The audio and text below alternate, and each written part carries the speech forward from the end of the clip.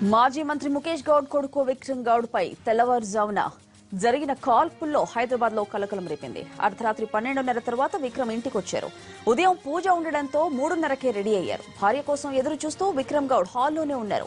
ఇదే సమయంలో విక్రమ్ గౌడ్ పై కాల్పులు జరిగినట్లు తెలుస్తోంది. విక్రమ్ చేయి కడుపులోకి 2 బుల్లెట్లు దూసుకెళ్లాయి. కాల్పుల శబ్దం వినగానే హాల్లోకి వచ్చిన ముఖేష్ రక్తపు మడుగులో ఉన్న కొడుకుని చూసి వెంటనే అపోలో ఆసుపత్రికి తరలించారు. విక్రమ్ గౌడ్ దాడిపై అనుమానాలు వ్యక్తమవుతున్నాయి. విక్రమ్ పై ఎవరైనా కాల్పులు జరిపారా, ఆయనే కాల్చుకున్నారా అనే విషయంపై క్లారిటీ లేదు. ముఖేష్ గౌడ్ మాజీ మంత్రి కాబట్టి ఆయన నివాసం దగ్గర సెక్యూరిటీ ఉంటుంది. సెక్యూరిటీ ఉన్న ఇంట్లోకి బయటకు వ్యక్తులు చొరబడ్డం అంత ఈజీ కాదనే వాదన బలంగా వినిపిస్తోంది. జూబ్లీహిల్స్ అపోలో ఆసుపత్రిలో విక్రమ్ గౌడ్ కు చికిత్స జరుగుతోంది. కాల్పులు జరిగిన వెంటనే గోల్డెన్ అవర్ లో ఆసుపత్రికి తీసుకురావడంతో ఆయనకు ప్రాణాపాయం తప్పినట్లు తెలుస్తోంది. ప్రస్తుతం విక్రమ్ గౌడ్ కుటుంబ సభ్యులతో మాట్లాడుతున్నారని సమాచారం. అటు పోలీసులు కూడా విక్రమ్ కు ఉన్న పాత గొడవలపై ఆరా తీస్తున్నారు. ఎవరికి ఆయనపై దాడి చేసే అవసరం ఉందన్న విషయంపై ఎంక్వైరీ చేస్తున్నారు. విక్రమ్ గౌడ్ కుటుంబ సభ్యులు కాస్త తేరుకుంటే వారిని కూడా విచారించాలని భావిస్తున్నారు పోలీసులు.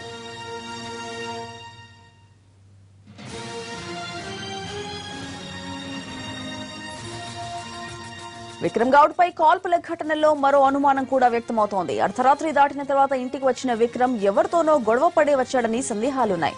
ఆ గొడవ పడ్డ వారే తెల్లవారుజామున విక్రమ్ ను సొంతింట్లోనే కాల్చి ఉంటారని భావిస్తున్నారు.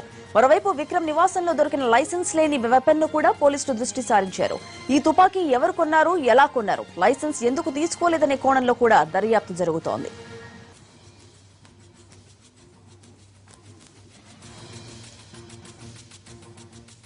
విక్రమ్ కాల్పుల వెనక సినీ కోణం కూడా ఉండొచ్చన్న అనుమానాలున్నాయి. గతంలో విక్రమ్ గౌడ్ ఓ సినిమా తీశాడు. కానీ ఆశించిన లాభాలు రాకపోగా నష్టాలు మూటగట్టుకున్నాడని టాలీవుడ్ వర్గాలు చెబుతున్నాయి. సినిమా తీయడానికి కొందరు ఫైనాన్షియర్ల దగ్గర అప్పులు తీసుకుని ఉంటారని, వారి నుంచి ఒత్తిళ్లు కూడా వచ్చి ఉంటాయనే కోణంలోనూ దర్యాప్తు జరుగుతోంది.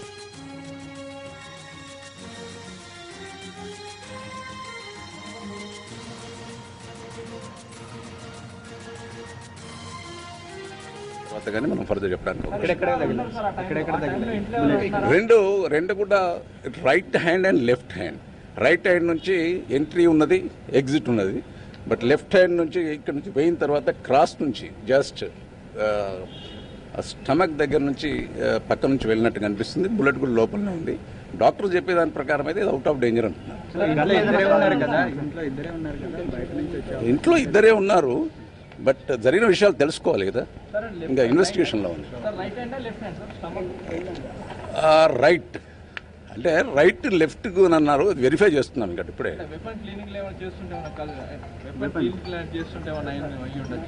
ఇంకా ఇన్వెస్టిగేషన్ పరిశోధనలో ఉంది. ఏం జరిగిందో కూడా పూర్తి వివరాలు తెలియలేదు. But is and out of danger అని డాక్టర్ అది వెరిఫై చేస్తున్నాం. వీళ్ళు వెరిఫై అతనికి వెరిఫై చేస్తున్నాను. ఇప్పుడే చెప్పినారు వెపన్ లేదు అని అంటున్నారు. బట్ వీళ్ళు వెరిఫై. విక్రమ్ గౌడ్ పై కాల్పులకు సంబంధించి పూర్తి వివరాలు మా కరెస్పాండెంట్ రమేష్ వైట్ల అందిస్తారు. మంత్రి ముఖేష్ గౌడ్ కుమారుడి ఇంట్లో కాల్పుల కలకలం. అయితే దీనికి సంబంధించి ప్రస్తుతానికి పోలీసుల విచారణ కొనసాగుతుంది. సార్, అసలు కాల్పులు ఎప్పుడు జరిగాయి, ఏ టైంలో జరిగాయి?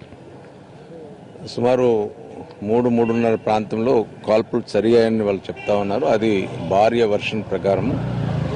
మరి అతను వాళ్ళకేదో ఫైనాన్షియల్ కొద్దిగా ప్రాబ్లమ్స్లో ఉన్నారని, తర్వాత అతడు ఏదో బ్రహ్మ ముహూర్తం ఉంది, మనం పూజకి వెళ్ళాలని బయటకు వెళ్ళి వచ్చాడట. 2 గంటలుగా వచ్చాడు.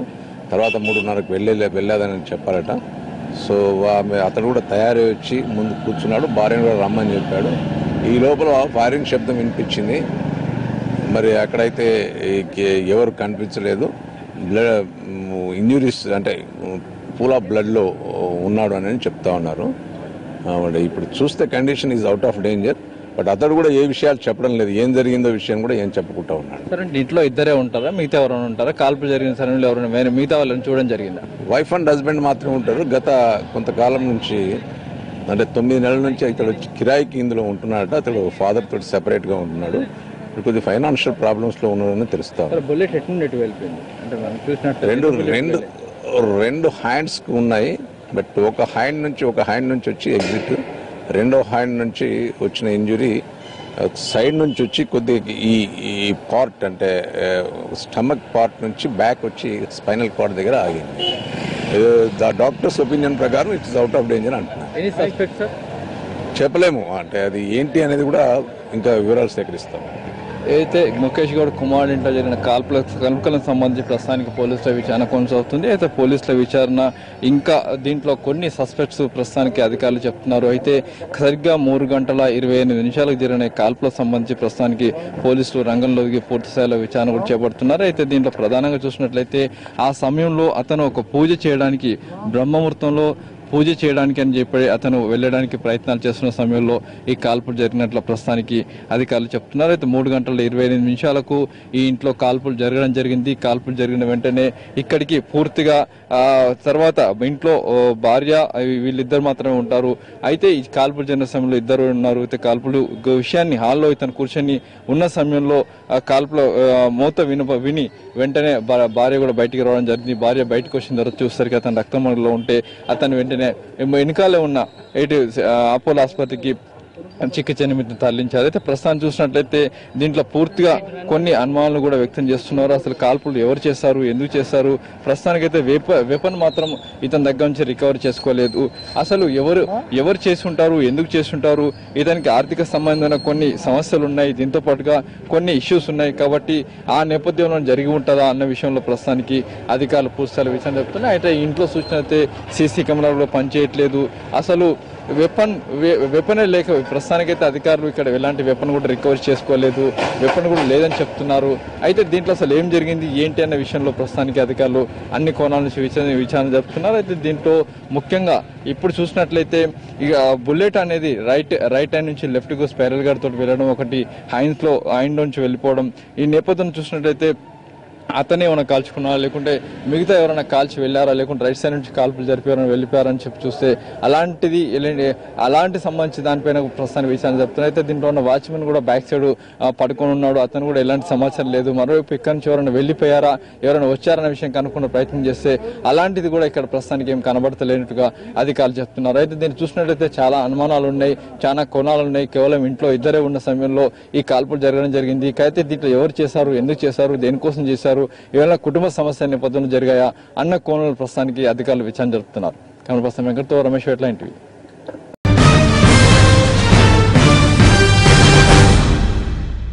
బిహార్ ముఖ్యమంత్రిగా నితీష్ కుమార్ 6వ ప్రమాణ స్వీకారం చేశారు. డిప్యూటీ సీఎంగా బీజేపీ నేత సుశీల్ మోడీ పగ్గాలు తీసుకున్నారు. బిహార్ ప్రయోజనాల కోసమే ఎన్డీఏలో చేరనన్నారు నితీష్. రాష్ట్ర అభివృద్ధికి కట్టుబడి ఉన్నామన్నారు. అవినీతి రహితంగా ప్రజా సంక్షేమమే లక్ష్యంగా పనిచేస్తామని చెప్పారు. డిప్యూటీ సీఎం సుశీల్ మోడీ కూడా అభివృద్ధి ప్రధాన జెండాలో బీహార్ను ముందు ఉంచడానికి ఎన్డీఏ కృషి చేస్తోందన్నారు. బీజేపీ మద్దతుతో బీహార్ సీఎంగా ప్రమాణ స్వీకారం చేసిన నితీష్ కుమార్ ఇవాళ అసెంబ్లీలో బలం నిరూపించుకోనున్నారు. ప్రస్తుత బలాబలాల ప్రకారం నితీష్ చాలా సులువుగా బలపరీక్షలో గెలుస్తారు. అయితే ఆయన తీరు పట్ల జేడీయూ అధినేత శరద్ యాదవ్ అసంతృప్తితో ఉండడం, ఇటు లాలూ చేసిన వ్యాఖ్యలతో వ్యవహారం ఆసక్తి రేకెత్తిస్తోంది. మొత్తం 243 స్థానాలకు మ్యాజిక్ ఫిగర్ 122. ఆర్జేడీ బలం 70, కాంగ్రెస్ కు 27 మంది ఎమ్మెల్యేలు ఉన్నారు. ఇక జేడీయూకు 71 మంది, బీజేపీ అనుబంధ పార్టీలకు 58 మంది ఎమ్మెల్యేలున్నారు. బీజేపీ జేడీయూ సంఖ్య బలం 129 కావడంతో బల నిరూపణకు సరిపోతుంది. ప్రతిపక్షాలు పట్టు వేయడం లేదు, అధికార పక్షము వెనక్కి తగ్గడం లేదు. దీంతో పార్లమెంటు సమావేశాలు వాడివేడిగా జరుగుతున్నాయి. బీహార్లో తాజా రాజకీయాలు, గోరక్షకుల పేరిట దాడుల అంశాలపై పార్లమెంటు దద్దరిల్లుతోంది. బీహార్లో ప్రజాస్వామ్యాన్ని ఖూనీ చేశారంటూ ఆందోళన చేశారు ఆర్జేడీ ఎంపీలు. అటు తమ ఎంపీల సస్పెన్షన్ అంశంలోనూ కాంగ్రెస్ వెనక్కి తగ్గడం లేదు. సస్పెన్షన్ ఎత్తివేయాలంటూ వెల్లోకి దూసుకెళ్లి నినాదాలు చేశారు. నిన్నంతా ఈ 2 అంశాలపైనే లోక్సభ దద్దరిల్లింది. ఇవాళ కూడా సభలో ప్రతిష్టంభన కొనసాగే అవకాశం కనిపిస్తోంది. ఎన్డీఏ ఉప రాష్ట్రపతి అభ్యర్థి ఇవాళ హైదరాబాద్ లో బిజీగా గడపనున్నారు. నిన్న నగరానికి చేరుకున్న వెంకయ్యనాయుడుకు బేగంపేట ఎయిర్పోర్ట్ లో ఘన స్వాగతం పలికారు బీజేపీ నేతలు. ఇవాళ ఉదయం మాదాపూర్లోని ఇమేజ్ గార్డెన్ లో వెంకయ్యను మిత్రులు, శ్రేయోభిలాషులు సన్మానించనున్నారు. ఆ తర్వాత స్వర్ణ భారతి ట్రస్ట్ ఆధ్వర్యంలో జరిగే వైద్య శిబిరానికి ముఖ్య అతిథిగా హాజరు కానున్నారు. సాయంత్రం 4 గంటలకు శంషాబాద్ లోని మైఫేర్ కన్వెన్షన్ హాల్లో వెంకయ్యను సత్కరిస్తారు బీజేపీ నేతలు. అక్కడి నుంచి రాత్రికి విజయవాడ చేరుకుంటారు. టాలీవుడ్ డ్రగ్స్ కేసులో ఇవాళ కీలక విచారణ జరగనుంది. స్టార్ హీరో రవితేజ విచారణకు హాజరవుతుండటంతో అంతటా ఆసక్తి నెలకొంది. మాస్ మహారాజాగా భారీగా అభిమానులను సొంతం చేసుకున్న రవితేజను ఎంతసేపు విచారిస్తారు, ఎలాంటి ప్రశ్నలు అడుగుతారా అనే చర్చ జోరందుకుంది. కొన్ని రోజులుగా సినిమా షూటింగ్లో భాగంగా విదేశాల్లో ఉన్న హీరో హైదరాబాద్ చేరుకున్నారు. సిట్ విచారణ ఎదుర్కొనే ముందు ప్రముఖ లాయర్లతో సంప్రదింపులు జరిపారు. కెల్విన్ తో రవితేజకు నేరుగా సంబంధాలు ఉన్నట్టు సిట్ అధికారులు అనుమానిస్తున్నారు. కెల్విన్ ను డ్రగ్స్ సప్లయర్ జిషన్ పరిచయం చేసినట్టు సిట్ అధికారులు గుర్తించారు. రవితేజకు డ్రగ్స్ సప్లై చేసినట్టు విచారణలో ఇప్పటికే జిషన్ అంగీకరించాడు.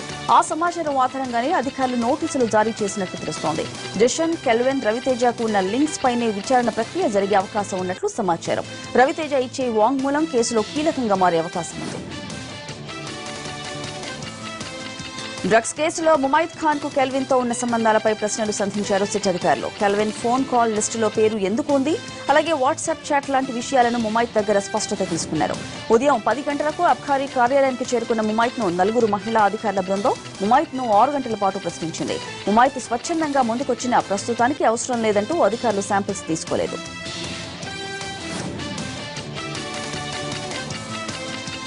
ముంబై కేంద్రంగా చాలా కాలంగా పనిచేసిన ముమైత్ కు ముంబై డ్రగ్స్ మాఫియాకు సంబంధాలు ఉన్నాయా, అమ్మకాలు జరిపారా, కేవలం తీసుకున్నారా? పూరి, చార్మిలతో ఎలా పరిచయమైంది?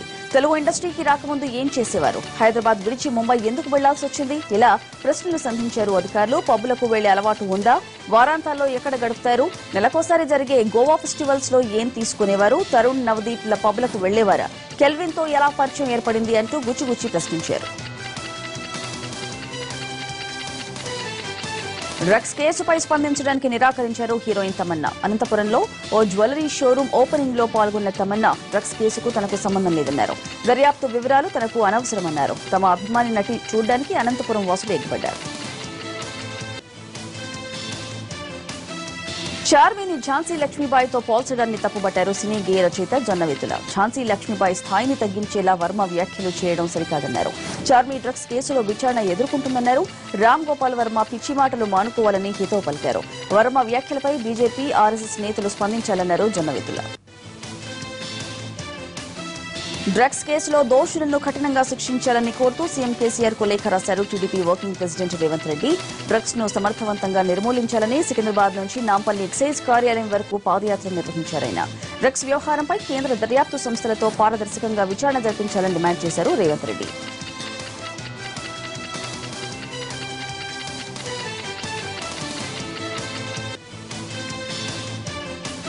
ఏపీ, తెలంగాణ పాలిటిక్స్ కాపు సామాజిక వర్గంపై తెలంగాణ సీఎం కేసీఆర్ కీలక వ్యాఖ్యలు చేశారు. తెలంగాణలో కుల రాజకీయాలు లేవన్న ఆయన, ఆంధ్రలో మాత్రం అవి ఇప్పట్లో వీడవన్నారు.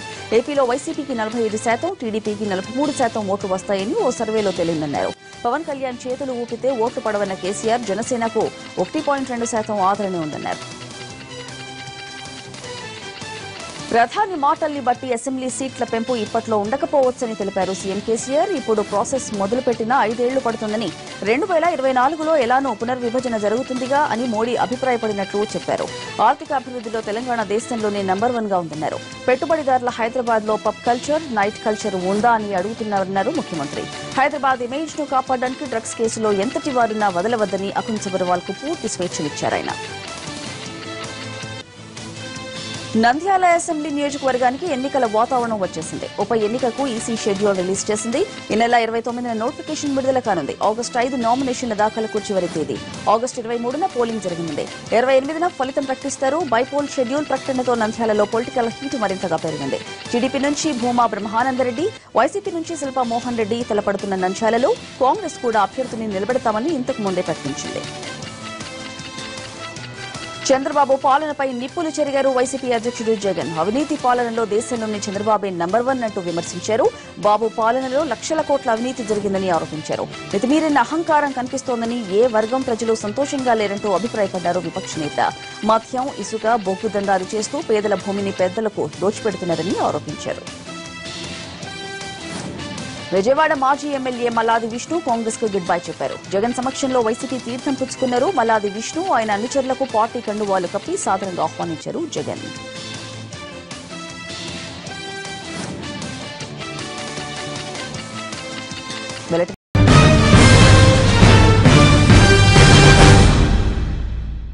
కెర్లంపూడిలో ఉద్రిక్తతలు కొనసాగుతున్నాయి.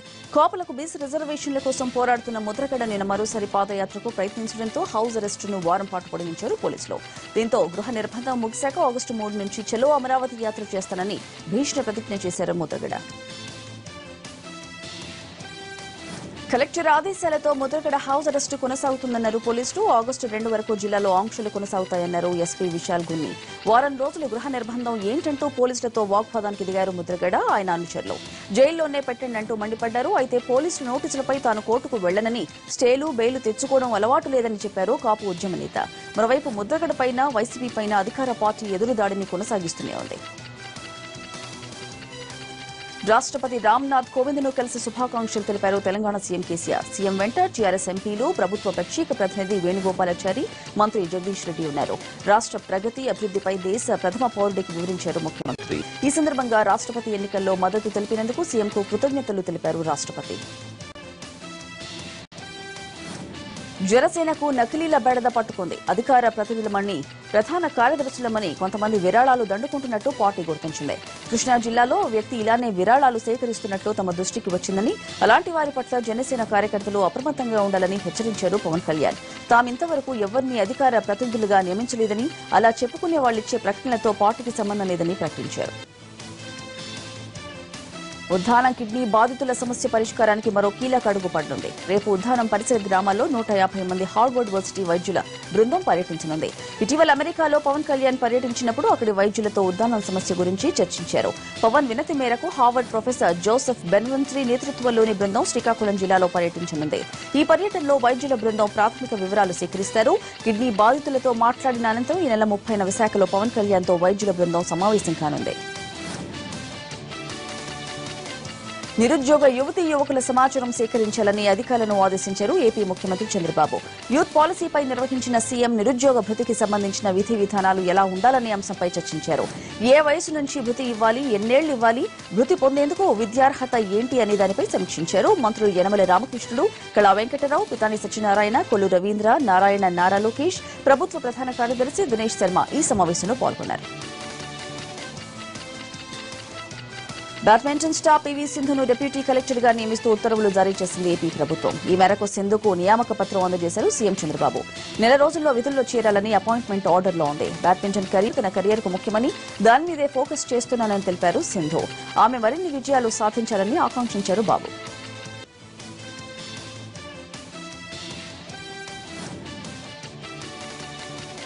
కడప జిల్లా లంకమల్ల అటవీ ప్రాంతంలో 3 ఎర్రచందనం స్మగ్లర్స్ ను అరెస్ట్ చేసి రిమాండ్కు తరలించారు పోలీసులు. నిందితుల నుంచి 51 ఎర్రచందనం దొంగల్ని, లారీని స్వాధీనం చేసుకున్నారు. పక్కా సమాచారంతో అడవిలోకి వెళ్లిన పోలీసులు లారీలోకి లోడ్ చేయిస్తున్న స్మగ్లర్స్ ను రెడ్ హ్యాండెడ్ గా అరెస్ట్ చేశారు. తప్పించుకున్న మరో వ్యక్తి కోసం గాలిస్తున్నారు.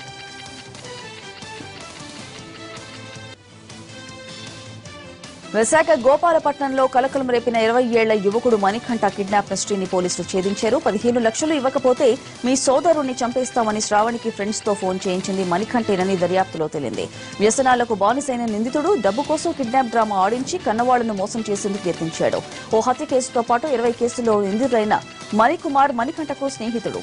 అప్పులు తీర్చుకుని జల్సాలు చేసుకుందామన్న ప్రతిపాదనకు మణికంఠ ఒప్పుకొని తల్లిదండ్రుల ప్రేమను క్యాష్ చేసుకోవాలనుకున్నాడు. ఈ కేసులో 4గురిని అరెస్ట్ చేశారు పోలీసులు. ఆర్జేడీ అధినేత లల్లుకు కేసుల కష్టాలు పెరుగుతున్నాయి. నితీష్ ఇచ్చిన షాక్ తో ఇంకా కోలుకొని లల్లు చుట్టూ దర్యాప్తు సంస్థలు పట్టు బిగుస్తున్నాయి. ఇప్పటికే రైల్వే హోటల్ కాంట్రాక్టు కేసులో సీబీఐ దర్యాప్తు చేస్తోంది. లల్లు కుటుంబానికి వ్యతిరేకంగా బలమైన ఆధారాలు సేకరించింది.